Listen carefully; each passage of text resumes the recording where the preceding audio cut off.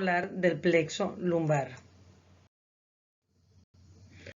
Vamos a recordar un poquito la plexo lumbar, donde las ramas del plexo lumbar tenemos la iliohipogástrica, la ilioinguinal, la cutáneo lateral femoral, la genitofemoral, el obturador y la femoral.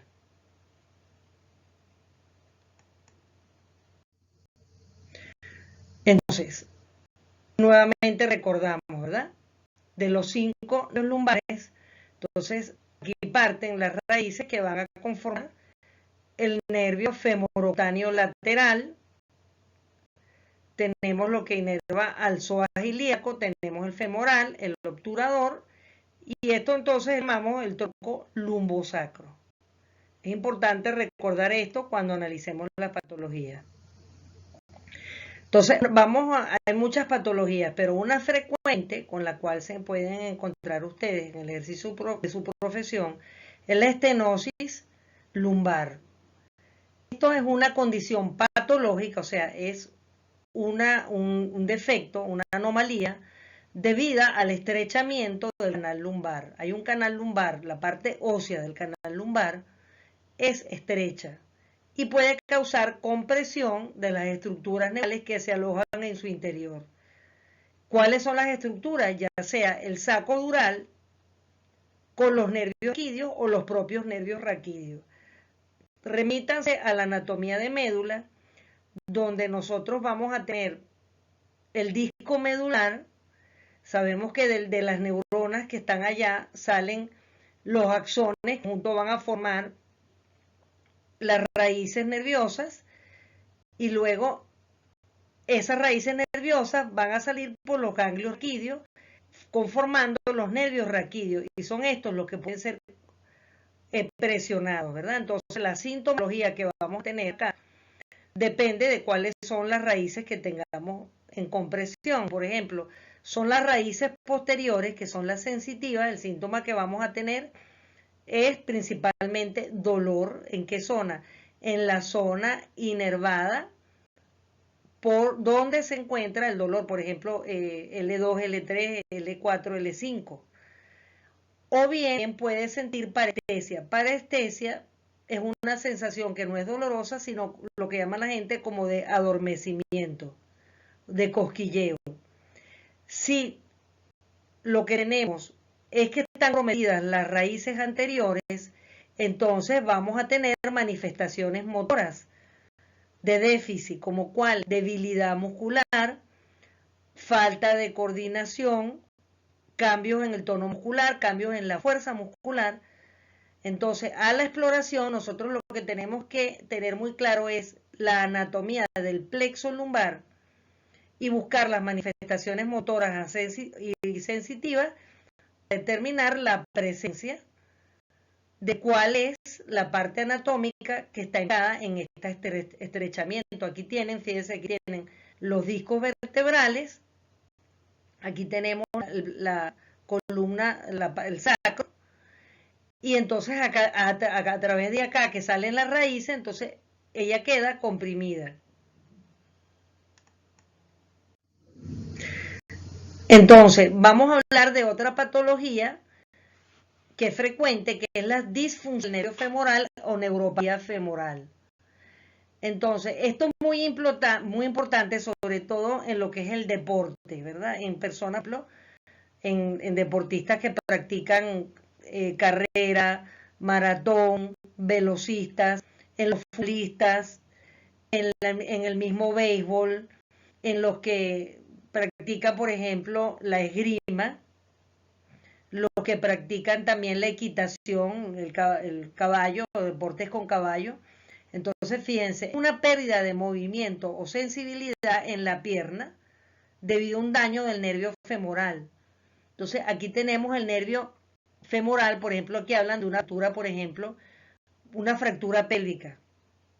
Pero puede ser una fractura, puede ser un traumatismo, puede ser una compresión por algún accidente, o por ejemplo la presencia de tumor, una hernia inguinal, por aquí el conducto inguinal, donde una hernia es por donde progresa una serie de vísceras intestinales a través de un conducto y pueden presionar el nervio. Entonces, como tenemos trastornos de entumecimiento o de debilidad, entumecimiento es que la persona siente como que se le endurece el músculo. Y debilidad, entonces ese entumecimiento es la manifestación sensitiva de las raíces sensitivas que manejamos. Y la debilidad, pues ya sabemos que hay un compromiso motor.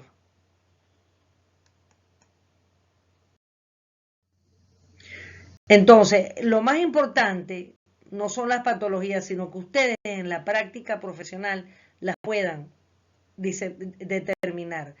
Vamos a, claro, por la forma como el paciente nos describe, y si no lo describe, nosotros tenemos que examinarlo y también preguntarle al paciente que nos señale directamente dónde él siente el dolor. Fíjense cómo tenemos el nervio ciático en una rama del nervio lumbar, del plexo lumbar, perdón. Entonces fíjense cómo abarca glúteo y todo el trayecto anatómico que él abarca. Bien. En cambio, cuando hablamos de una algia, estamos hablando de la región crural, que es la región que está por encima de la línea inguinal y por encima de la región lumbar. Entonces, aquí vemos, fíjense que, como lo vemos acá, fíjense que en la lumbociática el dolor va a través de lo que es el glúteo, la parte femoral y la tibioperonea y a nivel gelar. En cambio, nosotros vemos aquí cómo respeta, cuando es una cruralgia, respeta los glúteos. Entonces vamos hacia los músculos que están en la parte más externa de los miembros inferiores. Y esto es importante porque fíjense, esto es lo que llama la gente vulgarmente ciática. Entonces, cuando la gente tenga un dolor, es importante ver la región anatómica.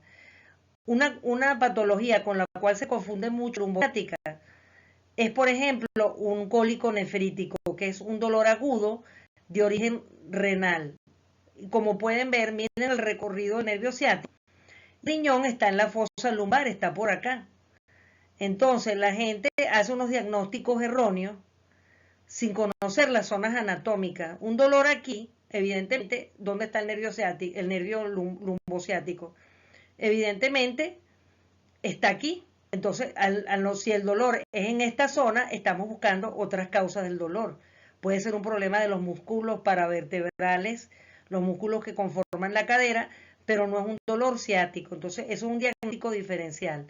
¿Qué es un diagnóstico diferencial? Cuando tenemos una patología, pero puede ser otra, esas otras las llamamos diagnóstico diferencial. Entonces, esto sirve para hacer ustedes ubicación rápida de un diagnóstico de un dolor tipo ciático. En cambio, el crural es más hacia el muslo y mirando hacia la región inguinal.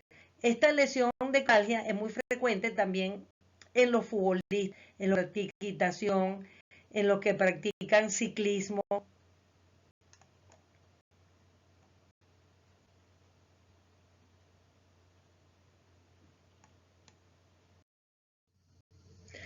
Entonces, fíjense, vamos a recordar justamente el nervio crural o el nervio femoral, como ya lo señalamos. Entonces, fíjense, tiene su parte sensitiva, motora y todos los músculos de la cara anterior que ustedes conocen. Y a nivel piel, fíjense, estamos hablando de los dermatomas, la piel parte anteromedial del inferior. Aquí lo estamos viendo, anteromedial. Entonces es importante ubicar al paciente, es importante que ustedes lo palpen y que determinen el entumecimiento o el dolor o el déficit motor en las áreas anatómicas correspondientes. Aquí tenemos el nervio obturador, en otros lo llaman nervio obturatriz. Entonces, fíjense cómo él está en contacto directo con el pubis, en contacto con el hueso. Entonces, fíjense, ahí ella transcurre el nervio por el VAN, que es el VAN es el paquete vasculonervioso. El paquete vasculonervioso es el trayecto que tiene un nervio, una arteria y una vena y siguen el mismo trayecto anatómico. Entonces justo tenemos el pubis y tenemos el paquete vasculonervioso. Entonces, cualquier lesión que pueda haber en el paquete vasculonervioso, por ejemplo, una trombosis de una arteria, que se obstruye una arteria, una compresión, una lesión de esa arteria, puede repercutir o afectar el nervio. Por eso se los traigo.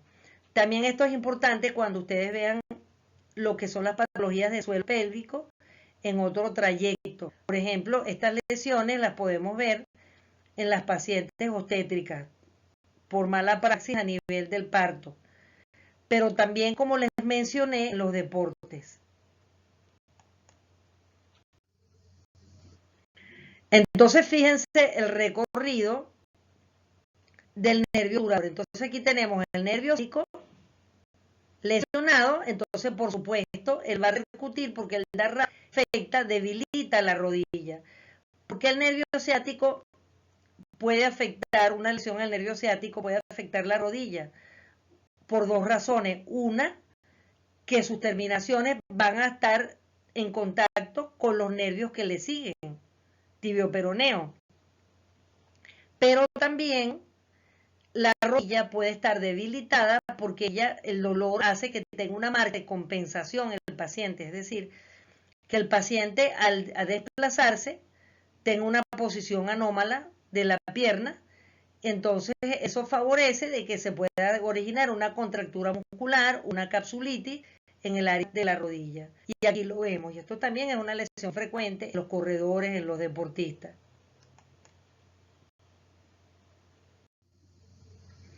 Tenemos la lesión del nervio obturador o neuralgia del obturador. Esto es una patología muy dolorosa. Esto prácticamente colapsa a una persona que la tenga. En cualquier partido de fútbol ustedes pueden ver que hay personas que cuando tienen esta lesión prácticamente lo sacan del partido porque no puede, le produce impotencia funcional. ¿Qué es impotencia funcional? Es un síntoma que se llama así, la impotencia funcional, cuando la persona del dolor no puede realizar ninguna actividad motora, o por dolor o por déficit motor. Entonces, la neuralgia del obturador o inflamación del obturador es poco conocida y se presenta con un dolor en la ingle y en la medial interna del muslo. Como se presenta en esa zona, un único diferencial puede ser, por ejemplo, una hernia inguinal. Porque el paquete, el conducto inguinal pasa justo al lado del paquete vasculonervioso que ya les mencioné del obturador. Entonces, un diagnóstico diferencial sea una inguinal, una trombosis femoral, etcétera. Finalmente, les presento esto para que vean la relación anatómica. Entonces, aquí tenemos, esto sería, por ejemplo, una mujer en posición anatómica, en posición obstétrica. Esta es la posición del parto, por ejemplo, si está la vagina, aquí tenemos el ano, aquí tenemos la uretra, aquí tendríamos el clítoris o la vagina. Entonces, fíjense, tenemos el genito femoral, que es el que aparece acá. Tenemos el nervio cluneal inferior, que sería este que está acá, que es para el anexo a los órganos genitales externos. El nervio pudendo, que tenemos acá, y el nervio obturador. Recordemos que el nervio pudendo, obturador, son ramas del plexo lumbar. En un primigesta, una mujer que da luz por parto vaginal, se le realiza un procedimiento quirúrgico normalmente que se llama episiotomía, donde se hace un corte en esta forma oblicua a la línea media para ampliar la salida de la presentación o la cabeza del feto muy grande. ¿Por qué? Porque esto lo tiene estrecho la primigesta madre que da luz por primera vez. Y entonces cuando se hace este corte tiene que hacerse desde los planos superficiales, cutáneos, piel, hay que el tejido adiposo y cortar bien los planos musculares. Si el médico que está atendiendo este parto no conoce bien los planos musculares y las regiones anatómicas y nerviosas, puede ocurrir que seccione o que corte el nervio pudendo o el nervio obturador, o quiera esto, y va a presentarse lesiones de por vida en esta persona, tanto motoras como sensitivas, inclusive pueden acabar con la vida sexual de persona, porque una persona en esta condición, una mujer que queda con una lesión permanente acá, puede ser que ya no tolere el coito o la relación sexual. Entonces, estos otros te van a ver más profundamente cuando hablemos en otro trayecto de lo que es la rehabilitación de suelo pélvico.